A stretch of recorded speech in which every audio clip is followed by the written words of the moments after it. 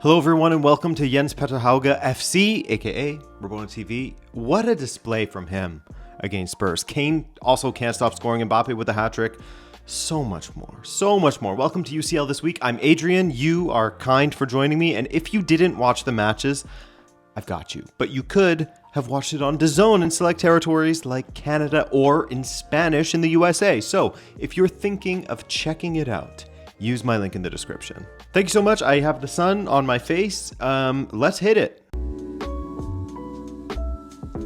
Hey man, things are not looking so bad at Atalanta these days. Besides their match against PSG in which they were smoked 4-0, they are unbeaten this season. Perhaps not the explosive, exciting football that we got used to under Gasperini, most of the time at least, but he is avoiding losses. Juric, that is, just as they did here in the Charles de Ketelare derby.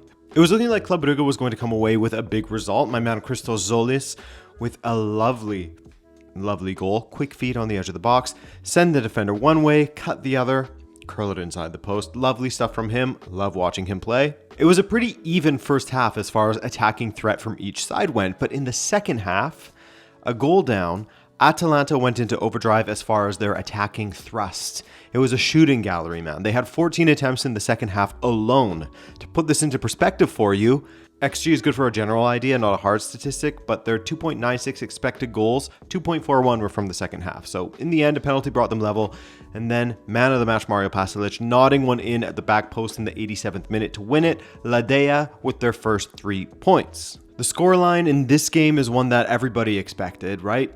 However, I gotta hand it to Kairat. They had moments in this match, particularly in the second half, where they nearly scored. Forced a good save out of Thibaut Courtois, came close. Of course, at 2-0 down, they thought they had a chance to make it 2-1, and very interesting, but their penalty was overturned. Rightfully so, in my opinion, as the dude kicked his leg out to initiate the contact with Dani Ceballos. 5-0. Everyone got to witness a Kylian Mbappe hat-trick. One of his goals assisted by Thibaut Courtois, actually. I think the Camavinga goal was a nice piece of play between himself and Rodrigo, but yeah, simple stuff for Real Madrid once they got that third goal especially. And yes, Kylian Mbappe is already on 5 goals in 2 matches. Across the season, he has 13 goals from 9 matches. Speaking of guys who score in bunches, after Bayern's 5-1 win over Paphos in Cyprus, Kane is 1 goal behind Mbappe in the Champions League goal to boot race after his brace, but he is 4 goals ahead of Mbappe across all competitions, as he is now on 17 goals from 9 matches this season. This man has scored 17 times already. That's just unbelievable. 20-minute first half goal blitz saw Bayern go 4-0 up with Mislav Orsic pulling one back in the 45th minute. Honestly, absolute banger from Orsic. Flew into the top corner past Manuel Neuer. And one of those moments where you say, oh, that guy, that's where he is now. I guess I missed that one. He went from Dinamo to, I believe, Southampton to Turkey. Was he in Turkey? Nicholas Jackson looked pretty good against Paphos. Nice combination with Guerrero for Bayern's second goal. Olise would set him up for Bayern's third, which was his first goal for Bayern. In the second half, Olise would get a very much deserved goal himself. Bayern with another win, expected, but they got it done. Igor Paixão may have left the Eredivisie, but he still knows how to destroy the Eredivisie teams, and it took him just 6 minutes to roll one past Jaros in the Ajax goal. Not much he could have done. Lovely run and finish from Paixão, but gotta ask what Ajax's backline is doing so high like that and so sleepy. He would score again 6 minutes later. Nice smash from outside of the box, brilliant goal. What a talent he is, honestly. Marseille would get a couple more. Greenwood with 1. Aubameyang with another. Aubameyang masterclass from the old man. He had the great pass through to Paixão for the first goal. He set up Greenwood, and Paixão would set up Aubameyang. Returned the favor. Those two tearing Ajax apart. Sun is still on my face. Now, talk about a turnaround, right? People were losing faith in Atletico not long ago, but you can see how that Madrid derby win from the weekend, 5-2, was a turning point for them this season as they went on to score 5 more against Eintracht Frankfurt at the Metropolitano. Different breed at the Metropolitano, right? But you could see how everything is clicking now. They got started with Giuliano Simeone beating his man to the byline and then cutting it back to where it eventually got to Jack Raspadori. Simeone is such a problem down that flank. I really love watching him play. For the second match running, Robin Lenormand got a goal, which is not something you expect. Pretty poor defending from Frankfurt, it's got to be said. Whether from set pieces like this goal or failing in 1v1 situations such as the first goal, and absolutely such as the third goal where Alvarez breezed past his man before cutting it back to Antoine Griezmann, him getting another goal. Burkhardt got one back for Frankfurt. Nice finish from him. Great first time cutback from Ansgar Knopf. But again, poor defending from Frankfurt as Simeone scored from a corner. He shouldn't have that freedom nor be winning aerial duels. And a penalty from Julian Alvarez to make it 5. Alvarez, the center of everything here. 1 goal and 2 assists. What a player he is. Bodo Glimt welcomed Spurs to the north, to the Arctic Circle and their plastic pitch. And their pitch betrayed them. No, Kasper Ho absolutely blasting the ball over the bar. The big story in this match, however, was absolutely Jens Petter Hauge, as I mentioned in the intro, showing exactly why he was such a hot property for a while, why AC Milan went for him, then Frankfurt after that. After a couple of decent chances for Bodo in the first half, another one over the bar from a great position, by the way. Hauge cut inside in the second half and curled the ball past Vicario. Bodo looking good value for their lead. Also, their first home goal in the Champions League proper. Bentancur would score, a bit of a funny one, as Porro's ball went in untouched off of the post, then a low ball into the box would be flicked in by Bentancur, but a foul in the build-up cancelled it. Van de Ven pulling the shirt of Bjortuft, who probably would have cleared the ball if not for that shirt pulling. Then Hauge on the dance floor. The way he beat Porro was stunning. Quick feet, then a low finish past Vicario. Lovely goal from Hauge, who looks at home in Norway.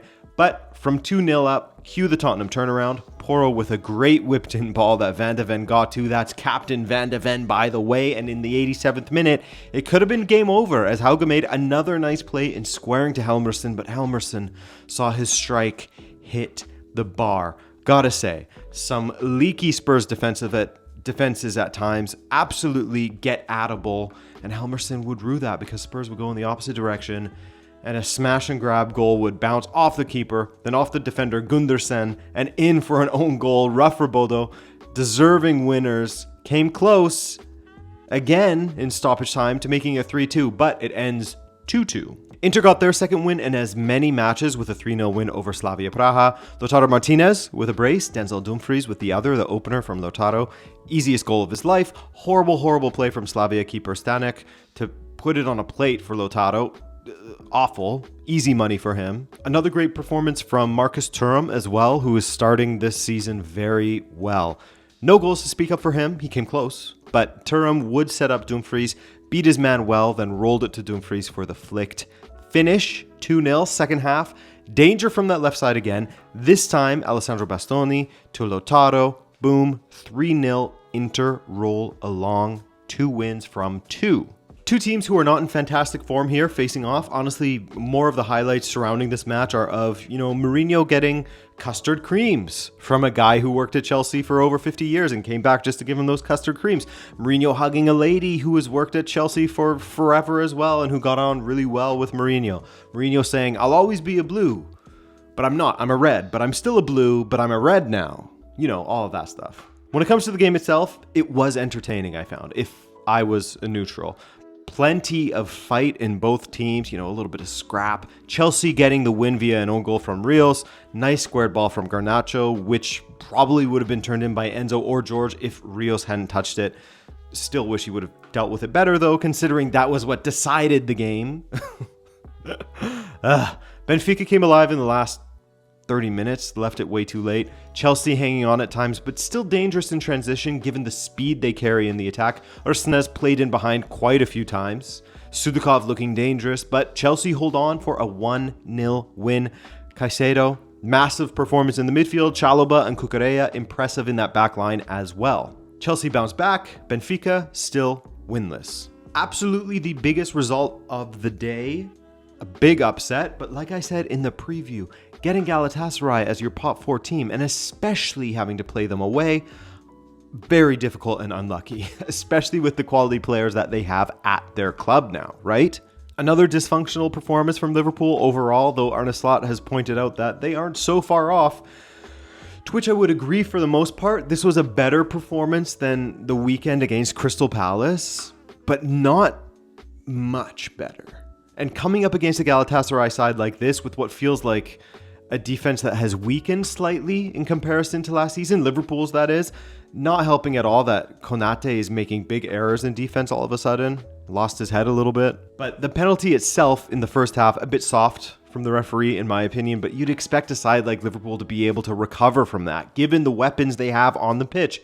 None came. Instead, a sloppy performance in defense, as Van Dijk himself stated after the match, and you've got to be worried about Wirtz and his impact on the attack and the midfield. He was iced out by Galatasaray, still haven't figured out where he fits in the midfield that was so strong for Slot last season. Maybe he should be played on the wing or something, I don't know. But for Galatasaray, huge result after they had been smoked by Eintracht Frankfurt in the first match day. Like I said, very talented side who can find a way to beat anyone really when playing at home. And they have Bodo at home next, then Ajax. Union SG, I mean, they could put some results together there. We'll see. Not the lineups we wanted to see from either side, really. That PSG attack without Kvaratskhelia, Dembele, or Doué, without João Neves, etc. Barcelona without Rafinha and Fermin, and John Garcia in goal. It was a great match to take in. I really enjoyed this one. Ferran nearly putting Barca ahead around the 15th minute. Unbelievable stop from Zubarny as he slid past Chevalier to block it. And while PSG had their moments in the attack early on, it was almost entirely Barcelona with the danger.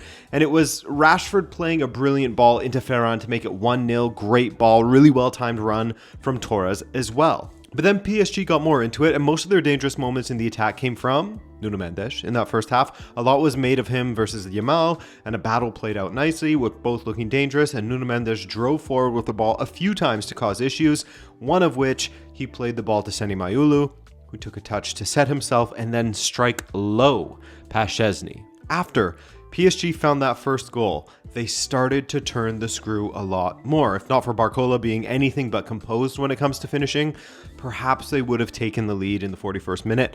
Now, big problem for PSG. Nuno Mendes getting a yellow card just before the half, meaning the mission for Barcelona is get the ball to Lamine Yamal over and over to try to draw that second yellow out of Nuno. Barcelona had a very slow start to the second half and never really showed up as PSG swapped Mbaye and Barcola around, and both of them looked all the more dangerous. But when Lamine finally got on the ball, he drew a foul out of Nuno Mendes again, and for my money, I mean, I love Nuno Mendes, but he should have got a yellow there. That was easily a yellow card, considering he also had another foul in the first half after his yellow. Very lucky guy. Lee Kang-in would hit the post late, nearly getting a huge goal for PSG as PSG really began using their width to exploit the weaknesses in Barcelona's backline. You would see Barcelona's backline super compact, playing basically as wide as the 18-yard box, right?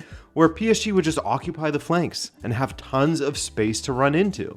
If there was any team that could also exploit Barcelona's high line, it would be PSG, who consistently have their fullbacks overlapping in order to beat the offside trap. And then it happened. Hakimi played in behind in stoppage time, and his curling ball centered to Gonzalo Ramos was finished first time by the substitute, 2-1 PSG. And based on the second half, they deserved it for sure. Outplayed Barcelona. Barcelona's biggest complaint probably the fact that Nuno stays on the pitch, and that does change the match massively. However, as far as their own performance goes, it was far below Barcelona's own high standards performance-wise. AS Monaco were missing quite a few of their starters, and so another match day, another Champions League goal fest for Erling Haaland, who took his tally up to 52 in 50 matches, a brace in the first half, which made it 2-1 at halftime. That second goal, that was excellent, and proof of how far his aerial ability has come over the last couple of years, jumping parallel to the goal as he's flying through the air and absolutely picking out that corner. Penalty towards the end of the match was a bit of a weird one.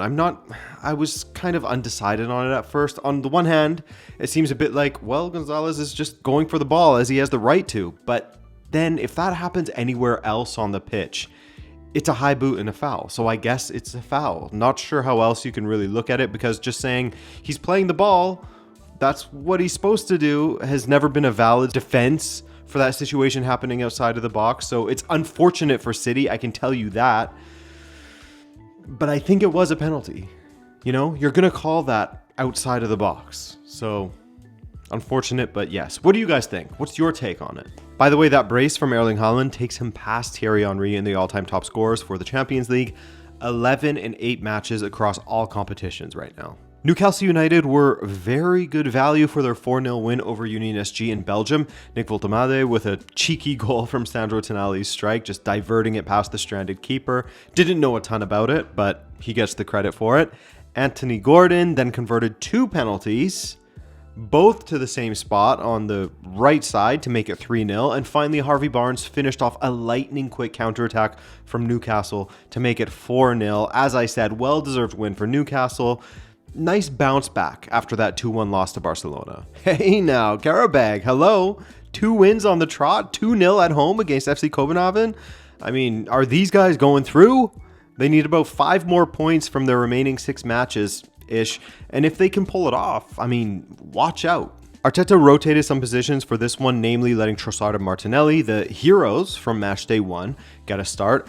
And Martinelli, making the most of his opportunities this season, man. Victor Gyökeres's misfortune, having his shot trickle off of the post, was Martinelli's joy as he pounced on it. The nice guy was going to let it go in before sweeping it in himself. He had to. He had another good chance that he fluffed, to be fair to him. Odegaard with a couple of missed chances as well, but a very solid showing from Martin Odegaard all the same. Saka would come on in the 73rd minute, and he would later get a goal to kill the game. Olympiacos with some decent chances in this one. Daniel Porens had one. Ayoub El-Kabi had one. But Arsenal, the deserving winners, so they have 2 matches. They had 2 matches, where they were the heavy favorites. And next they go away to Atleti, which will be a very, very different scenario for them. Probably still favorites, but the way Atleti's playing right now. Christian Kofane became Bayer Leverkusen's youngest ever scorer in the Champions League when he put them ahead in the 65th minute against PSV. Huge mess at the back from PSV, Slavia Praha-esque in how they gave it up to Kofane to slot it low past the keeper, but that lead was short-lived. PSV would level 8 minutes later, nice pass from Till, Saibari with a nice touch into space before firing past Mark Flecken.